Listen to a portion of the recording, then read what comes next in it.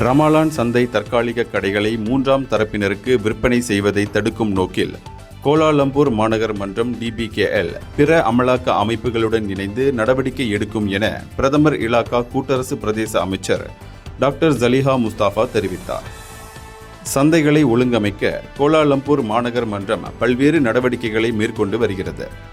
சந்தை இடங்களை சட்டவிரோதமாக விற்பனை செய்வது தொடர்பான தகவல் இருந்தால் பொதுமக்கள் உடனடியாக DBKL, போலீஸ் அல்லது தங்கள் அமைச்சகம் ஆகியவற்றில் புகார் செய்யலாம் என்று அவர் சொன்னார்.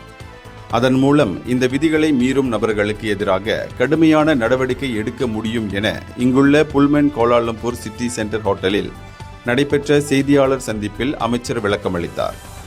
மொத்தம் 42 இடங்களில் 3567 சந்தை அங்காடி கடைகள் அமைக்கப்பட்டுள்ளன.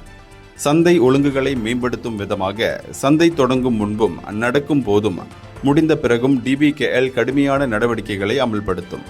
சந்தை நடைபெறும் போது வியாபார லைசென்ஸ் சரிபார்த்தல், சுத்தத்தை பேணுதல், பிச்சைக்காரர்களை தடுக்க நடவடிக்கை, வியாபாரிகளின் சுகாதார நிலையை உறுதி செய்ய தடுப்பூசி போடுதல், பட்டாசு விற்பனைக்கு தடை, பிளாஸ்டிக் பயன்பாட்டிற்கு தடை போன்ற கட்டுப்பாடுகளை DBKL தீவிரமாக கண்காணிக்கும் எனவும் அமைச்சர் தெரிவித்தார்.